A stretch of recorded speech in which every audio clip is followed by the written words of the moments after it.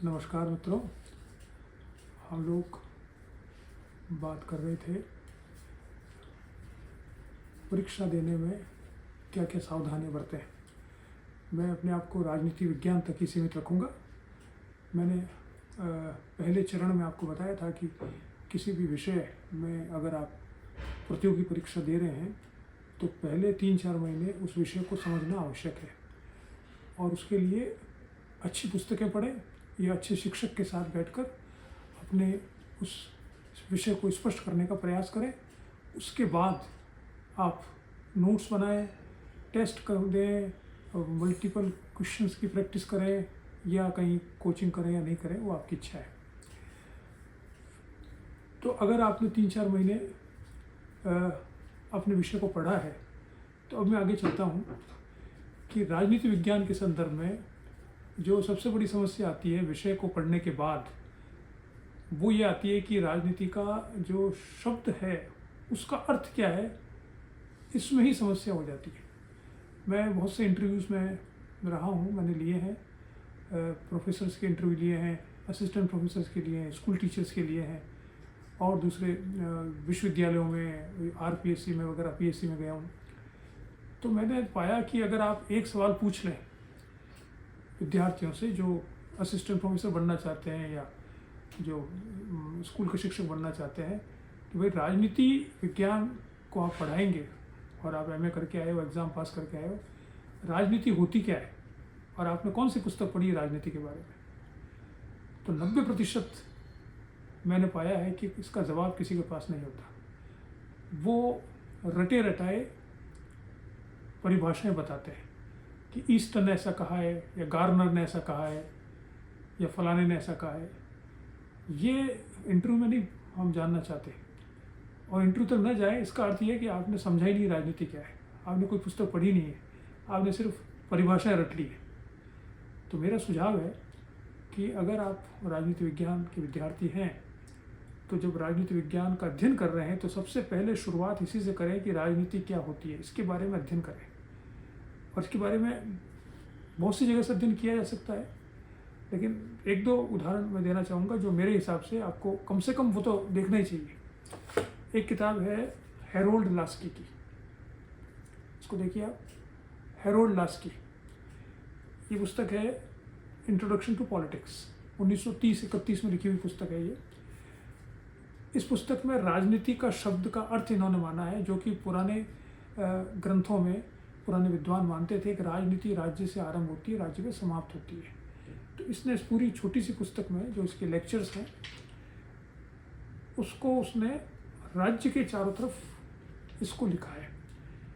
The nature of the state, the place of the state in the great society, the organisation of the state and the international community. यानी अगर राजनीति को राज्य से परिभाषित करते हैं तो आपको ये मालूम होना चाहिए कि परंपरागत रूप से राजनीति को राज्य से परिभाषित किया जाता था। तो इसलिए नेक्स्ट क्वेश्चन जो आता है वो आता है कि राजनीति अगर आप समझाना चाहते हैं तो आपको राज्य समझाना होगा, और उसके लिए बहुत छोटी सी पुस्तक है जो परंपरागत रूप से राज्य को समझा रही है। ठीक है। दूसरी पुस्तक है वो थोड़ी आधुनिक है और वो है केनेथ मिनॉक की ए शॉर्ट इंट्रोडक्शन, 1995 में पुस्तक आई है। इस पुस्तक में राजनीति को केवल राज्य तक सीमित नहीं रखकर उसको पूरे ऐतिहासिक संदर्भ में परिभाषित करने का प्रयास किया है। इस छोटी सी पुस्तक में वेरी शॉर्ट इंट्रोडक्शन, आप जानते हैं ऑक्सफोर्ड की एक सीरीज़ है, बहुत अच्छी सीरीज़ है ये। इसमें जो उस विषय का विद्वान होता है वो संक्षेप में एक शॉर्ट इंट्रोडक्शन देता है उस विषय का। 100-150-200 किताबें इसमें आ चुकी है, आप पढ़िए, आपको जिसमें इंटरेस्ट हो। तो पॉलिटिक्स पे केनेथ मिनॉक की पुस्तक है ये। इसमें इसने राजनीति को परिभाषित किया है कि यूनानी नगर राज्य से वर्तमान तक राजनीति को कैसे कैसे परिभाषित किया गया है और क्या क्या राजनीति के तत्व रहे हैं। तो मेरा ये सुझाव है कि आप जब राजनीति विज्ञान पढ़ रहे हैं तो बाकी किताबों में तो परिभाषा तो सब में मिल जाएगी और भी बहुत सी बातें मिल जाएगी। मैंने पहले भी बताया था आपको कि सबसे पहले आप अप्पा दुराई की किताब का अध्ययन कीजिए।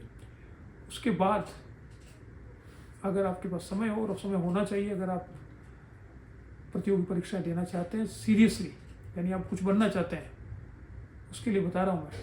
अगर आप ऐसे ही घूमना फिरना चाहते हैं तो अलग बात है। तो उसके लिए व्हाट इज़ पॉलिटिक्स, ये पहले आना चाहिए। और ये आपको ऐसा आना चाहिए कि अगर इंटरव्यू में, मैं मानता हूँ कि आप मेहनत करेंगे तो आप लिखित परीक्षा में तो पास हो ही जाएंगे।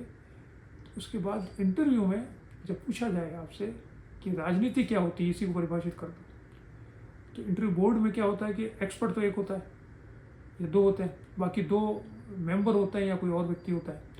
तो जो दूसरे व्यक्ति होते हैं जो राजनीति विज्ञानी नहीं होते हैं, उनको भी समझ में आएगा राजनीति क्या होती है। मेंबर को तो आप टेक्निकल भाषा बता सकते हो कि गार्नर ने क्या कहा, ईस्टन ने क्या कहा है, तो जो प्रोफेसर है आपको इंटरव्यू लेने आया है वो तो समझ जाएगा। लेकिन जो मेंबर है पीएससी का, या कोई दूसरा एक्सपर्ट है, कोई आईएएस है, आईपीएस है, वो बैठा है, तो उसको क्या पता गार्नर ने क्या कहा, इससे क्या मतलब। वो तो चाहता है कि आप राजनीति से क्या समझते हो, उसको बताओ। तो आपको ये राजनीति क्या होती है इसको बताना आना चाहिए इस तरह से। और उसके लिए पुस्तकें मैंने बताई, इसका अध्ययन आपको करना चाहिए। तो ये आपका दूसरा चरण है परीक्षा की तैयारी करने का, कि आप पहले विषय पढ़ें, और विषय में सबसे पहले जिस शब्द से विषय बना है उस शब्द के बारे में आपको अधिकतम जानकारी होनी चाहिए।